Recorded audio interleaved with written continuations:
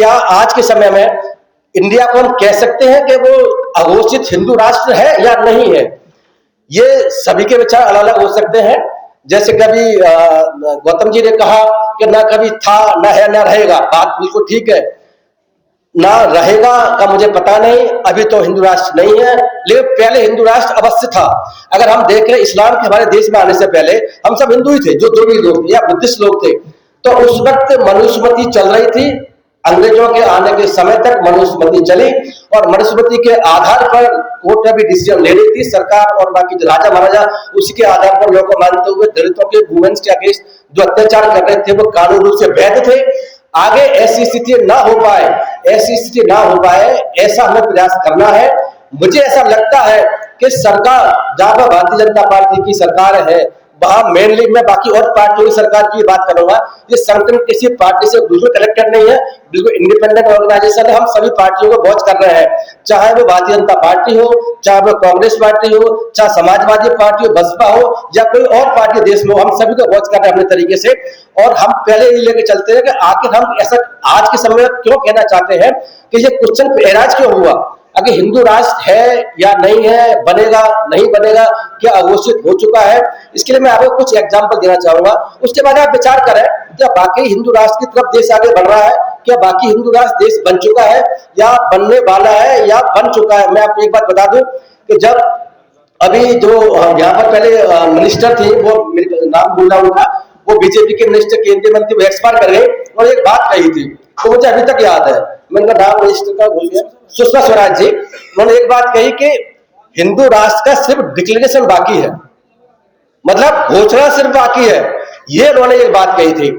मैं आपको कुछ एग्जांपल देके बताता हूं कि आखिर ये क्वेश्चन हमारे लिए चिंता का विषय कैसे है और क्यों इस विषय पर डिबेट करने की आवश्यकता है। संविधान बिल्कुल धर्मनिरपेक्ष की बात करता है, देश धर्मनिरपेक्ष है। आप ये समझिए कि जिस वक्त संविधान बन रहा था उस वक्त बाबा साहब और बाकी संविधान निर्माता जितने भी लोग हैं, उन लोगों ने इसके बावजूद भी देश को धर्मनिरपेक्ष बनाए रखा, जबकि पाकिस्तान बन रहा था किसके बेसिस पर? धर्म के बेसिस पर। जब इंडिया का विभाजन धर्म के बेसिस पर हो रहा, उस वक्त भी हमारे संविधान निर्माताओं ने, बाबा साहब, सभी लोगों ने हमारे देश को कभी भी ये नहीं सोचा कि वो हिंदू राष्ट्र बनना चाहिए। धर्मनिरपेक्ष कंसेप्ट को लेकर चले और संविधान में धर्मनिरपेक्ष की व्यवस्था रही। मैं ये कह सकता हूं कि कांग्रेस पार्टी ने उस संविधान के तहत जो व्यवस्था थी उसको बखूबी निभाया और लंबे समय तक ये बात चलती रही। लेकिन जब से भारतीय जनता पार्टी की सरकार आई है उसके बाद में बीजेपी हिंदू राष्ट्र बनाने की तरफ पूरी तरह अग्रसर है। मैं कुछ एग्जाम्पल के तहत आपको बताने की कोशिश करूंगा। देखिए, लोकतंत्र के 4 स्तंभ हैं। एक स्तंभ विधायिका है, कार्यपालिका है और न्यायपालिका, और दूसरी मीडिया बैठे हुए हैं, मीडिया वाले हैं। मैं चारों की तरफ से जो देश में चल रहा है इस वक्त, उस पर आपको विचार करने की आवश्यकता है। कुछ एग्जाम्पल के तहत, जैसे कि मैंने कहा कि विधायिका हमारी विधायिका क्या कर रही है? जैसे अभी गौतम जी ने कहा कि मनरेगा, अब नाम क्या है उसका? जी राम जी। आखिर क्या जरूरत थी पार्लियामेंट को ये नाम रखने के लिए? और अगर आप इसका पूरा देखेंगे तो आपको कहीं से नहीं आएगा, वो जी राम जी नाम देने के लिए ऐसा नाम गढ़ा गया है, ये देखने को मिल रहा है। तो नंबर 1। दूसरा आप बताइए, जितने एंटी कन्वर्जन लॉ देश में बने हुए हैं, क्यों बने हुए हैं? एंटी कन्वर्जन के तरीके से अगर बाबा साहब आज समय अगर चाहते, अगर वो होते हुए चाहते अगर बुद्धिज्म अपना लूं, मेरे ख्याल से बड़ा संभव था। असंभव इसीलिए था कि हमारे कई राज्यों, उत्तर प्रदेश जहां बीजेपी की बहुत सारी सरकार है, उन सरकारों ने एंटी कन्वर्जन लॉ लागू कर दिया है। हिंदू धर्म से दूसरे धर्म में कन्वर्ट होने के लिए आपको दुनिया भर की फॉर्मेलिटी पूरी करनी पड़ेगी। वो फॉर्मेलिटी आपकी कभी पूरी नहीं होगी डीएनओ ऐसे आदेश से, रूप से, ऐसा मैं कह सकता हूँ। और अगर वो मुस्लिम है, बुद्धिस्ट है या और धर्म के हिंदू बनना चाहेंगे तो खुली छूट है, वो घर वापसी कही जा रही है। तो ये जो संविधान का उल्लंघन करके जो पार्लियामेंट हमारा लॉ बना रहा है, जैसे अभी जीराम जी नाम रख दिया, अभी क्या स्थिति है कि उन्होंने एंटी कन्वर्जन लॉ पास कर दिया, अभी हमने एनआरसी सीए एक्ट पास किया गया। ऐसे बहुत सारे एक्ट हैं जो पार्लियामेंट और विधानसभाएं पास कर रही हैं, जो हमें ये दिखाता है कि इनकी मंशा क्या है। अब आते हैं एग्जीक्यूटिव की तरफ से। अगर हम एग्जीक्यूटिव में देखें तो प्राइम मिनिस्टर के भाषण देखें, जैसे कि गौतम जी ने उन्होंने कहा भी था कि वो धर्म के आधार पर हमेशा अपने जो भाषण देते हैं चुनाव में, कम से कम तो धर्म के आधार पर बांटते हुए देते हैं। क्या प्राइम मिनिस्टर से देश में ऐसी उम्मीद की जा सकती है कि वो धर्म के आधार पर बांटने की कोशिश करें? जिस प्राइम मिनिस्टर की ड्यूटी ये है कि वो संविधान की रक्षा करेंगे, वो प्राइम मिनिस्टर ऐसी बात करें तो आप क्या कहें इसको? योगी आदित्यनाथ जी का तो कमाल है। योगी आदित्यनाथ जी तो खुलेआम हिंदू राष्ट्र की बात करते आ रहे हैं और हिंदू राष्ट्र की बात ही नहीं कर रहे, वो जगह जगह जो भी चीजें हो रही है उत्तर प्रदेश में देखेंगे वो सारी हिंदू राष्ट्र को ही दिखाती है।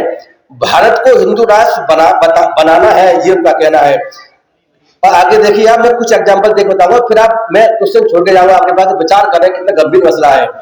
आगे कि हेलीकॉप्टर के द्वारा अगर हिंदू धर्म के त्योहार मन रहे हैं उसे कैसे देखेंगे? क्या किसी बुद्धिज्म के किसी त्योहार पर, क्या ईसाइयों के त्योहार पर, क्या मुस्लिमों के त्योहार पर आपने कभी हेलीकॉप्टर से फुल बस से देखे हैं क्या? मैं तो नहीं देखे, आप देखे लोग देखे। ऐसा क्या संभव है कि धर्मनिरपेक्ष से? बिल्कुल भी संभव नहीं है, लेकिन वो संभव अब कर दिया है और हम लोग सब चुप बैठे हुए हैं। ये विचार का प्रश्न है। नेक्स्ट देखिए, हिंदू धार्मिक आयोजनों को सरकार प्रमोट करती है। मेरी जानकारी में ये है कि जहां भी जो जितने IAS ऑफिसर्स हैं, DMs हैं, कमिश्नर्स हैं, सेक्रेटरी हैं, उनके पास रिटन में भी अनरिटन में भी ऑर्डर उत्तर प्रदेश में और असम जैसे राज्यों में आते हैं, जो इस बात को कहते हैं कि भाई हमें धर्म के हिसाब से जो हिंदू धर्म को बढ़ावा देने के लिए आयोजन कर रहे हैं। और DM का काम, कमिश्नर का काम आज के समय में हिंदू धर्मों के आयोजन कराना बचा रह गया, बाकी और कुछ नहीं करना। बाकी मुसलमान धर्म लोग जो भी है उनको जेल में ठूसना और उसका कोई दूसरा काम नहीं बचा हुआ है। इसी तरीके से अखलाक लिंचिंग केस तो बड़ा इंपॉर्टेंट उदाहरण हमारे पास में। अखलाक लिंचिंग केस जिसने पूरे देश ने, पूरी दुनिया में एक भारत की इमेज को खतरे में डाला कि हिंदू ये क्या वास्तव हिंदू राष्ट्र है, धर्मनिरपेक्ष राष्ट्र है। उस केस में जब मर्डर हुआ है, केस चल रहा है, उत्तर प्रदेश की सरकार, योगी सरकार केस को विड्रॉ करना चाहती है। विड्रॉ करने के लिए एप्लीकेशन लगाती है। आपको पता होगा, विड्रॉ करने के लिए गवर्नर और राज्यपाल, गवर्नर और सरकार इसकी इजाजत देते हैं, तब जाके विड्रॉ की एप्लीकेशन कोर्ट में लगती है। मैं तो धन्यवाद दूंगा उस कोर्ट को। इस कोर्ट ने, मुझे उम्मीद नहीं थी, मैं आपसे बता रहा हूँ, जिस तरीके से सुप्रीम कोर्ट, हाई कोर्ट और जो लोअर कोर्ट में जजमेंट आ रहे हैं, वो मुझे उम्मीद नहीं थी कि बाकी कोर्ट्स को डिक्लेयर कर देगी। लेकिन जो भी रहा सी, बाकी कोर्टों का वास्तव में धन्यवाद होगा, उन्होंने इस एप्लीकेशन को डिसमिस किया। तो ये जो एग्जीक्यूटिव काम कर रही है, जैसे मैंने योगी आदित्यनाथ की बात बताई, अब इसके अलावा बीजेपी के नेता बहुत सारे देखिए, वो सारे के सारे इलेक्शन 2024 होने से पहले कह रहे थे कि अगर हमें 4 सीट आ जाएंगे तो हम हिंदू राष्ट्र बना देंगे, संविधान बदल देंगे। संविधान बदलने का मतलब क्या है? संविधान बदलने का मतलब क्या है? सोचिए इसको। इसमें मेन बातें जो है वो एक तो एक हिंदू राष्ट्र बनाना, नंबर 1 SC ST OBC का अधिकार खत्म करना, इसके अलावा दूसरी कोई बात नहीं है, सिर्फ इतनी सी बात है। और हिंदू धर्म के जो भी चीज है उनको आगे मनुस्मृति के आधार को लागू करना, और इसमें कोई दूसरी बात नहीं है। विवेक देवराय, एक इंपॉर्टेंट एस्पेक्ट आप समझिए कि विवेक थे कौन? वो भी एक्सपायर कर गए। वो प्राइम मिनिस्टर की आर्थिक सलाहकार समिति के चेयरमैन थे। उन्होंने कहा कि संविधान जो पुराना हो गया, बदल देना चाहिए, बहुत पुराना हो चुका है। तो अब ये भी देखें आप कैसी चल रही है। मोदी जी कहते रहते हैं, बीजेपी गवर्नमेंट के लोग क्या कहते हैं? सेकुलरिज्म। वो ये कहते हैं कि सेकुलरिज्म जो है 1975 से लागू हुआ है। 1975 से पहले देश उनके हिसाब से जो है सेकुलर नहीं था। जब से सेकुलर वर्ड प्रस्तावना में जोड़ा गया है 1975 के आसपास, तब से हमारा देश जो है सेकुलर बना है। ये बिल्कुल जैसे इतना, मतलब मैं बता रहा हूँ आपको कि अनकॉन्स्टिट्यूशनल बात और झूठी बात फैलाने में जो बीजेपी उनकी महारत हासिल है, उसमें ये कामयाब होने की कोशिश करते हैं। मैं आपको बता दूं, जैसे कि अभी जब भाटी साहब ने और गौतम साहब ने भी कहा था, ये बात बिल्कुल ठीक है। संविधान बनने से ही हमारा देश धर्मनिरपेक्ष है। इसमें बहुत डिबेट हुई है। डिबेट देने होने के बाद में हिंदू जो भारत को धर्मनिरपेक्ष राष्ट्र के रूप में माना गया, और जो हमारे 25 आर्टिकल से लेकर के जो 28 तक आर्टिकल जो धार्मिक स्वतंत्रता में देते हैं, उसमें छपा हुआ ये तत्व है कि वो हमारा देश धर्मनिरपेक्ष राज्य है। इसके अलावा आर्टिकल 29 और 30 जो अल्पसंख्यकों को विशेष अधिकार देते हैं, वो भी बताते हैं कि हम इस तरीके के हम धर्मनिरपेक्ष राज्य हैं, ना कि हिंदू राष्ट्र है। अब देखिए, इसके अलावा एग्जीक्यूटिव की बात देखें तो एग्जीक्यूटिव में जहां असम गवर्नमेंट देखिए, मध्य प्रदेश गवर्नमेंट देखिए, हर गवर्नमेंट जो भी डिसीजन ले रही है वो इस हिसाब से ले रही है कि वो हिंदू राष्ट्र के हिसाब से ले रही है, मनुष्य लागू करने की कोशिश हो रही है। तीसरा, जुडिशरी। अगर आप जुडिशरी को देखें तो अभी बहराज की कोर्ट ने क्या डिसीजन दिया? बहराज की कोर्ट मर्डर केस में मुसलमानों को मनुस्मृति के कोट करते हुए डिसीजन दे रही है। क्या मनुस्मृति को एक तरीके से दोबारा से लाने की कोशिश नहीं है? कानूनी रूप से, संवैधानिक रूप से जो हमारा धर्मनिरपेक्ष कंसेप्ट है दूर करने की कोशिश नहीं है। ये कोर्टों का रवैया है, डिस्ट्रिक्ट लेवल कोर्टों का। अब जो राम मंदिर का जजमेंट था, बना बाबरी मस्जिद, वो जजमेंट तो बड़ा इंपॉर्टेंट जजमेंट है। उस जजमेंट को तो आपने सुना होगा कि हमारे CGI जो उसमें पहले DY चंद्रचूड़ साहब थे, उन्होंने कहा कि मैं तो डेटी के पास गया, मुझे ये सूझी रहा था डिसीजन क्या लेना है, मुझे मंदिर की तरफ लेना है कि मस्जिद की तरफ लेना है या क्या करना है। तो वो भगवान के पास गए, वहां बैठे, उन्होंने जो रास्ता सुझाया उस रास्ते को उन्होंने जजमेंट का पार्ट बनाया हुआ है। तो हमारे देश के चीफ जस्टिस ऑफ इंडिया क्या कर रहे हैं? कि डेप्टी के पास जाते हैं, उनसे पूछ रहे हैं डिसीजन क्या देना है। अब ये जुडिशरी की हालत ये है, जिस जजमेंट को दिया था गोगोई साहब, उसका चीफ जस्टिस ऑफ इंडिया थे, उन्होंने क्या किया, बाद में बीजेपी के राज्यसभा के एमपी बन गए। इसके अलावा अब आप और देखें अभी क्या हुआ है कि इलाहाबाद हाईकोर्ट के जज शेखर यादव को पता ही होगा आपने, उन्होंने क्या कहा था कि मुसलमानों कठमुल्ला शब्द का इस्तेमाल किया। उन्होंने ये कहा कि मेजोरिटिज्म रूल के हिसाब से देश चलेगा, ना कि माइनॉरिटी या किसी और के साथ, कि जो हिंदू धर्म जो मेजोरिटी में है उसके हिसाब से देश चलेगा, ना कि संविधान के हिसाब से, ये उन्होंने कहा। और वो खुद विश्व हिंदू परिषद के प्रोग्राम में पेश होते हैं, जाकर के भाई ये बात करते हैं। एक जज के लिए विश्व हिंदू परिषद जो कि एक ऐसा संघ है, आप सभी जानते हैं, उसके प्रोग्राम में जाकर के हाईकोर्ट जज का जो सिटिंग जज है ऐसा कहना ये बड़ी चिंता का विषय है। सुप्रीम कोर्ट का कहना यह है कि हिंदू धर्म ये वे ऑफ लाइफ है, धर्म नहीं है। उनका कहना है, ये जजमेंट आज से करीब 25-30 साल पहले आया था, उस जजमेंट की रिव्यू सुप्रीम कोर्ट में अब लगी हुई है। कुछ लोगों ने चैलेंज किया है कि हिंदू धर्म में नहीं, बुद्धिज्म बाकी सारे धर्म ये वे ऑफ लाइफ है। आप ये नहीं कह सकते कि हिंदू धर्म वे ऑफ लाइफ है, बाकी धर्म तो धर्म है, ऐसा कुछ भी नहीं है। तो सुप्रीम कोर्ट अब नहीं, बहुत पहले से बातों कह चुका है, लेकिन अभी ये रेट दोबारा से पेंडिंग है। क्या आता है वक्त बताएगा। मद्रास हाईकोर्ट क्या कह रहा है, Gita not a religious text. अभी 10 दिन पहले जजमेंट दिया है मद्रास हाईकोर्ट ने। मद्रास हाईकोर्ट जज साहब जो दीपम वाला इश्यू चल रहा है मद्रास में, जिसे बाकी सरकार रोक लगा दी हाईकोर्ट को, के बावजूद उन्होंने दीप चलने नहीं दिया, जो मुसलमान के वहां बगल में एक दरगाह मस्जिद कुछ है, उस इश्यू को लेकर के, तो वो वही जज साहब है, वो जज साहब कह रहे हैं कि गीता जो है धार्मिक ग्रंथ नहीं है। अब आप सोचिए कि गीता धार्मिक है कि नहीं है, विचार करें। ये कोर्टों का नजरिया चल रहा है। उमर खालिद सजीर रहमान की बेल 5 साल के बाद भी डिसमिस की गई, आप देख रहे हैं, और उसी पैरामीटर को लेकर के जिनकी बेल डिसमिस, उसी नेक्स्ट डे सुप्रीम कोर्ट ने बेल ग्रांट करी है, उसी पैरामीटर को लेकर के। तो आप ये भी देखा सुप्रीम कोर्ट करके आ रहा है। आगे उत्तराखंड हाईकोर्ट क्या कहता है कि गंगा यमुना रिवर जो है वो लिविंग आइडेंटिटी डिक्लेयर कर रखे हैं, कि वो जीती जागती एक तरीके से जिंदा है। और आप देख रहे होंगे कि गंगा के घाट पर, अभी मैं आज ही साथ पेपर में या कल के पेपर में ये था कि उन्होंने कह दिया कि वहां पर बाकी धर्मों के लोग इसमें एंट्री करने नहीं देंगे। तो अभी मैं देख रहा हूं कि 2 दिन पहले मैंने एक इंसिडेंट देखी, अखबार में पढ़ा कि ज्वेलर्स एसोसिएशन ने कहा है कि बुर्का पहन के वैसे पहन करके ज्वेलरी शॉप में हम एंट्री करने नहीं देंगे। उत्तर प्रदेश में कई राज्यों में ऐसा चल रहा है। अभी आप जम्मू कश्मीर की इंसिडेंट को देखें, जम्मू में जब एक मेडिकल कॉलेज में जब 50 में से शायद और 40 मुसलमान सिलेक्ट होकर आ गए, तो वहां पर हंगामा बीजेपी के और विश्व हिंदू लोगों ने मचाया, और बाद में फिर जो उसकी मान्यता रद्द कर दी गई। इस मान्यता रद्द करने के लिए हिंदूवादी लोग बहुत खुशी मना रहे हैं। ये कैसी स्थिति है, हम देश को कहां लेकर के आ गए। आप देखिए मेडिकल कॉलेज को बंद करने के लिए कुछ लोग खुशी इसीलिए मना रहे हैं कि बाबा मुस्लिम लोग ज्यादा आ चुके थे। आपने देखा होगा सुदर्शन चैनल ने कुछ समय पहले क्या किया था, तो यूपीएससी में 35-40 तो मुस्लिम लोग आ गए, तो उन्होंने कहा दिस इज यूपीएससी जिहाद। तो ये जो सब चीजें चल रही है, देखो मीडिया का तो कमाल ही है, जो अगर इन मीडिया वालों को छोड़ दें तो बाकी जो मेनस्ट्रीम जितने भी मीडिया वाले हैं वो सिर्फ जो कुछ नहीं कर रहे, हिंदू धर्म को और मनुस्मृति को आगे लाने के लिए कोशिश कर रहे हैं। इनके अलावा दूसरा कोई काम नहीं है।